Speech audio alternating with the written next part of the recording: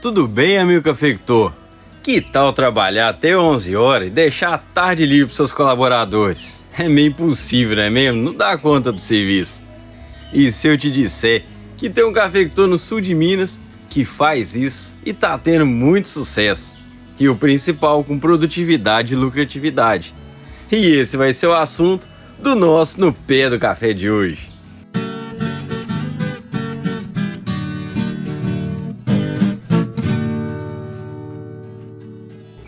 O Marco tem um jeito muito diferente de lidar com seus funcionários. Ele começou do zero e hoje está muito bem, graças a Deus. Então, vamos lá conhecer a história dele. Mas antes, eu quero pedir para você deixar aquela clicada no like, para não esquecer, é claro. E depois comenta o que você achou desse sistema do Marco.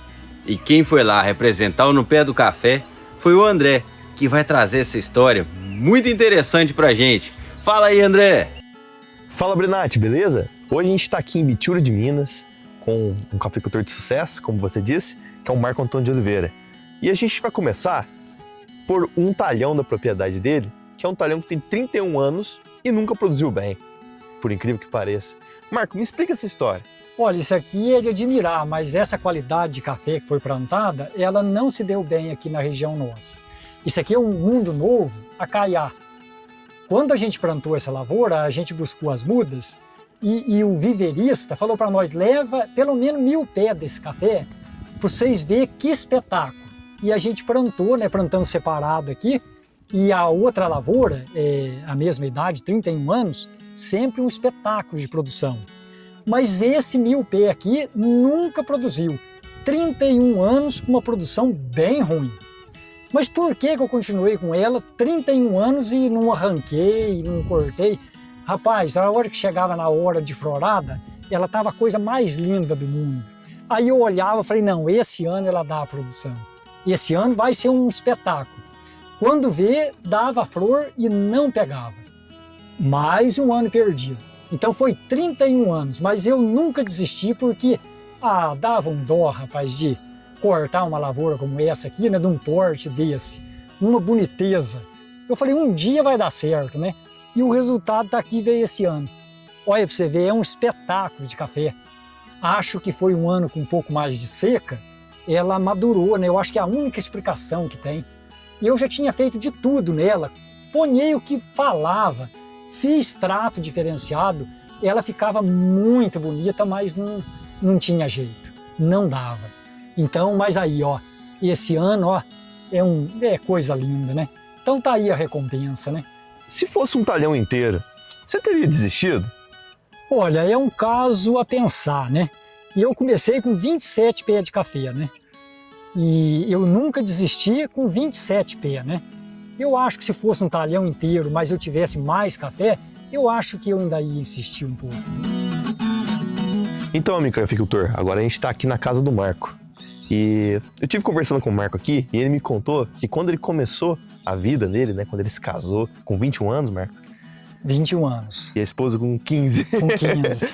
Ele começou com 7 sacas de café em coco, né, Marco? E hoje ele é uma pessoa que produz em torno de 2.000 sacas, né? E Marco, eu quero entender, né, como que você teve esse avanço de produção e também de prosperidade na sua vida, né? Hoje a gente está aqui na sua casa, uma casa bonita, uma casa grande, uma pessoa que prosperou. O que você vê que você fez de diferente? Eu devo isso à maneira do meu pai trabalhar. Então, ele pegou um método de trabalho totalmente diferente das outras pessoas que a gente conhecia na vizinhança aqui, né? O normal de horário de trabalho era das 7 às 5 da tarde. Uhum. Ele trabalhava diferente. A gente pegava às 6 e ia até a 1 da tarde. Por que ele foi levado a ter essa atitude? Eu acho que foi por amor aos filhos. Porque na época, a primeira casa que teve televisão naquela época foi a nossa.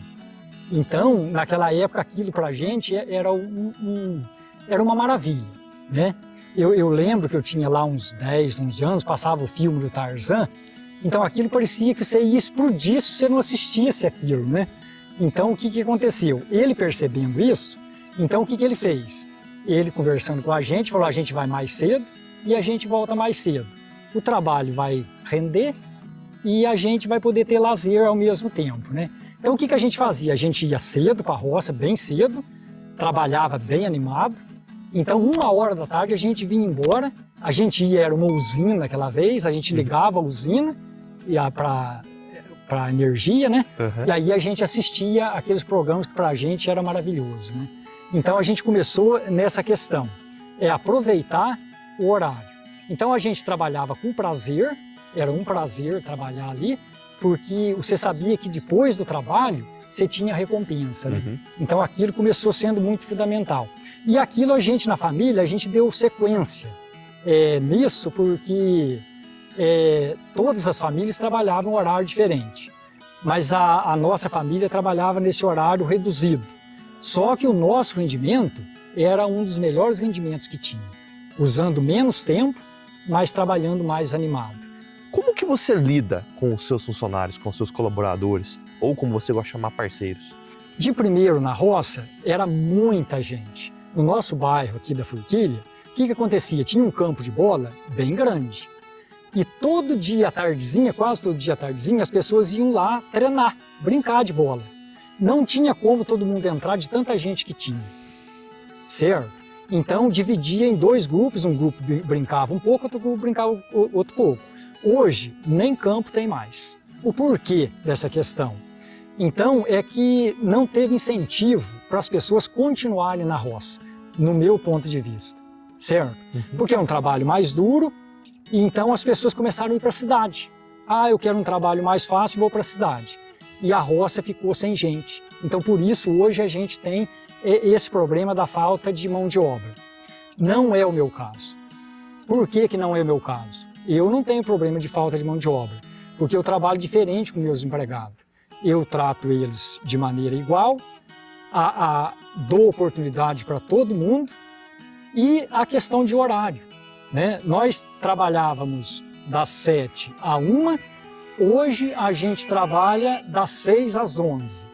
Isso foi uma novidade que eu implantei esse ano, tá certo? Então, por exemplo, hoje a gente almoça em casa. A gente vai bem cedo para a roça, trabalha firminho, como a gente usa a nossa expressão, a gente trabalha firme, 11 horas a gente vem e almoça, você tem o resto do dia livre. Então, na verdade, isso hoje eu acho que nos dias que a gente vive é um privilégio. Cafeicultor, que história mais interessante essa do Marco, hein? Comenta aqui se você tem coragem de implementar esse sistema aí na sua propriedade. E não se esqueça de deixar aquela clicada no like para ajudar o nosso canal, claro. Uma coisa a gente não pode contestar de você, tanto em questão de produtividade, de quantidade de sacas de produção de café, também de qualidade. Olha, o resultado meu, na verdade, ele é excelente. Você pode perguntar para todos os vizinhos, tá certo? O meu resultado é muito bom. Tanto é que já melhorou muito de uns anos para cá. Hoje, por exemplo, aquele pessoal que trabalhava até às 5, hoje já estão trabalhando até 2, tem uns produtores até 3, você entendeu? Então você vê que esse resultado já está passando para as outras pessoas. O que eu fiz esse ano, voltando para as 11 da manhã, é uma novidade até para mim. Eu falei, eu vou fazer um teste para mim ver. Rapaz, eu estou impressionado. Eu acho que voltar mais não dá, porque aí a gente vai ficar só à toa, mas o resultado é bom. É porque a animação que as pessoas trabalham, ela é impressionante. E quando se trabalha animado, no caso nosso da roça, o resultado é muito bom. Do tempo quando você trabalhava com seus irmãos no passado, era muito diferente de hoje. Não tinha internet, não tinha tanto emprego na zona urbana como tem hoje, né? Que as pessoas foram embora da zona rural, como você me disse. Como que você lida com essa oferta do mercado de trabalho na cidade e também com relação à remuneração? Olha, primeiro eu considero os funcionários o seguinte, se eu ganho, eles têm que ganhar também. Eu chamo assim, a gente é parceiro, você tem que ser parceiro. Você tem que respeitar quem trabalha para você e eles têm que respeitar a gente também. Então, no meu caso, há um respeito dos dois lados, certo? Então, eu não atribuo o sucesso meu só à minha pessoa. Eles têm parte também, todos eles têm parte, todos. Então, por exemplo, eles fazem a parte dele muito bem feita e eu faço a minha bem feita. Então, é uma questão de respeito. Eu vou te citar um exemplo. Eu já vi muito caso assim. o patrão está perto, o camarada está trabalhando normal. Ele virou as costas, ele para. Isso não acontece na minha propriedade. Se eu estiver junto, eles trabalham normal. Se eu não tiver, eles trabalham do mesmo jeito. Então é uma questão de respeito. Então você vai dar essa liberdade se a pessoa também merecer essa liberdade. Então você tem que passar para ele, para o seu funcionário, que ele tem essa responsabilidade. Ele está tendo uma vantagem muito grande, mas ele tem que fazer a parte dele também. Então é uma troca justa. Uma outra coisa que eu faço nessa questão, eles trabalham para mim até 11 horas, depois, se eles quiserem fazer algum extra, se precisar de dinheiro, eles têm o restante do dia para trabalhar para outras pessoas, ou até mesmo para mim em hora extra, ganhando mais dinheiro. Então, por exemplo, se você fizer 150 até as 11, você tem condições de fazer mais 150, 200 até a tardezinha. E o que acontece? Jamais a pessoa vai deixar de trabalhar comigo, certo? A única pessoa que já não trabalha mais comigo, que trabalhou comigo, são aquelas que cresceram de vida, certo? E hoje já são patrão também. Então, estes pararam de trabalhar comigo. E eu fico muito satisfeito, porque eu dei oportunidade, eles cresceram e tenho o exemplo de ajudar outras pessoas também. Aí eu pego uma outra pessoa que não tem oportunidade, vou colocar a trabalhar comigo e ele vai ser preparado para um dia ser patrão também. Então, esse é o objetivo principal que eu tenho na minha cabeça. Como que você lida com as diferentes personalidades? Que às vezes tem um funcionário, um camarada, que ele é mais sonhador, que ele quer construir uma propriedade dele, outro que já é mais acomodado e outro que às vezes é problemático, tem problemas, desvios de caráter. Como é que você lida com isso? Olha, você tem que fazer uma leitura de pessoa para pessoa. Cada pessoa você lida com ele de um jeito que você vai agradar ele ou incentivar ele, talvez a mudar alguma atitude que não está sendo bom para ele e às vezes para outras pessoas que estão em volta. Então eu, por exemplo, como patrão, eu tenho que dar o exemplo. E aí, muitas vezes eu aconselho alguma mudança de alguma atitude para o bem da pessoa, certo? Até hoje a gente foi muito feliz, graças a Deus, com isso, né? Nós tivemos aí vitórias que a gente não tem tempo para contar, mas pessoas que tiveram a vida transformada por esse tipo de ajuda, né? E, Marco, um amigo cafeicultor, ele tá com aquela dúvida, né? Porque tá sendo difícil saber qual o preço pagar na medida do café. Que dicas você pode dar para o cafeicultor para que ele possa resolver esse problema que acontece todo ano, né? Esse parece ser um problema de muita dificuldade e na verdade não é. E eu vou explicar para você por que não é.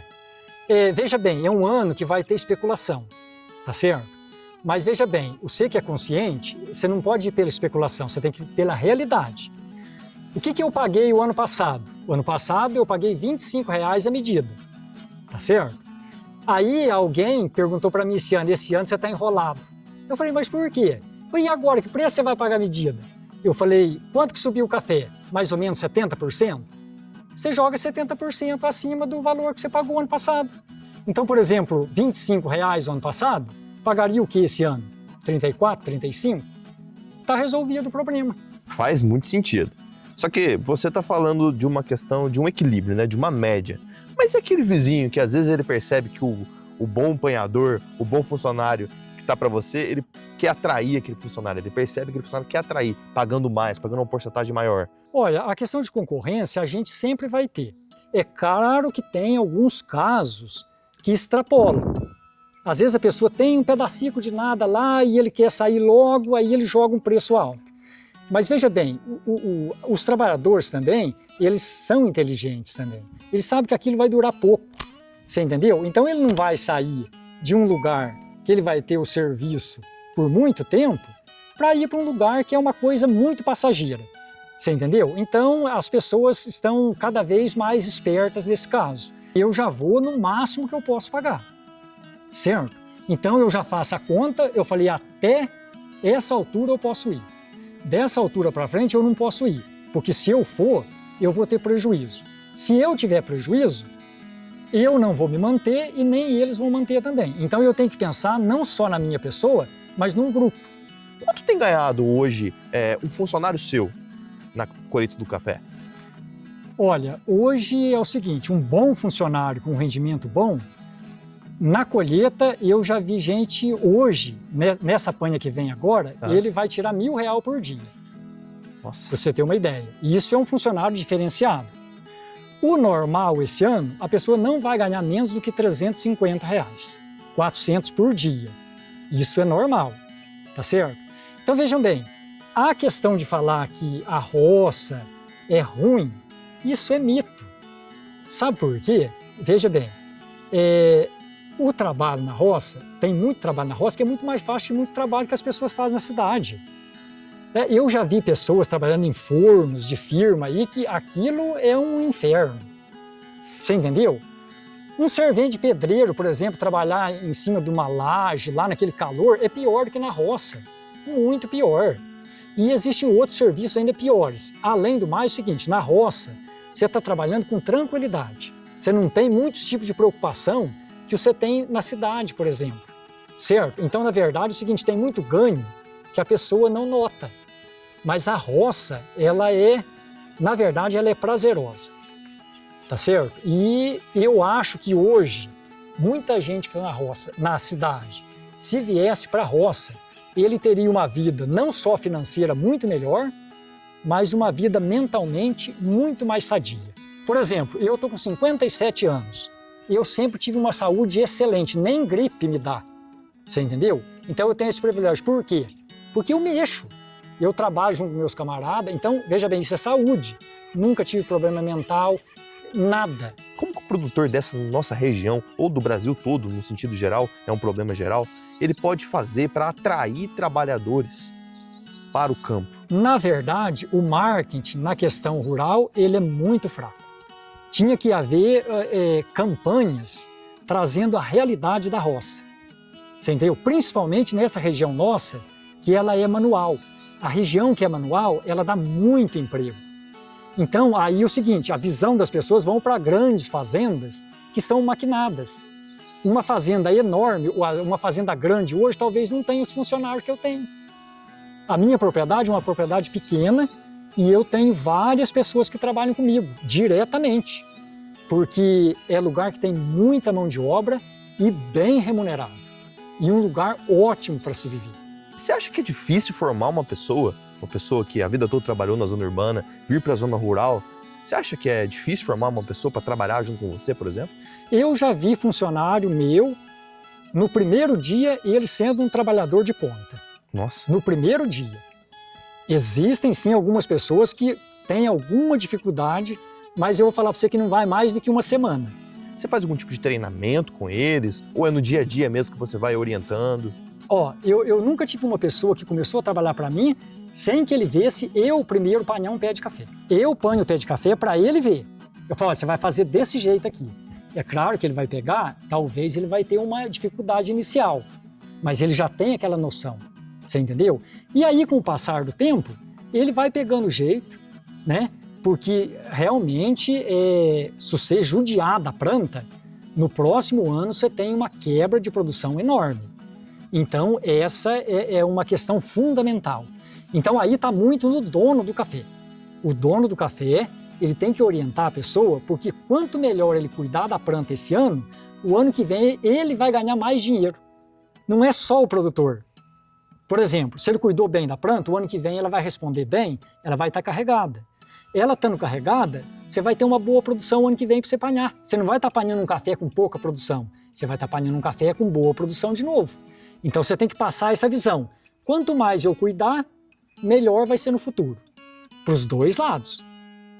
E Marco, muito obrigado, viu, por nos receber no pé do café. E Brenati, e pessoal, me diz aí, o que vocês acharam da maneira do Marco de fazer cafeicultura? Deixem nos comentários. Brenati, é com você.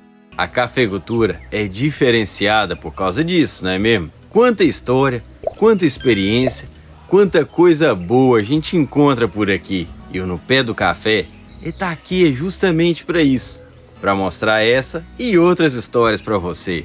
E eu quero dizer para você que ainda dá tempo de deixar aquele joinha, de comentar e até mesmo de compartilhar esse vídeo com seus grupos de WhatsApp, com seus amigos, com seus parentes, para todo mundo assistir. Muito obrigado a você que nos acompanhou até aqui. Um forte abraço e até o próximo No Pé do Café.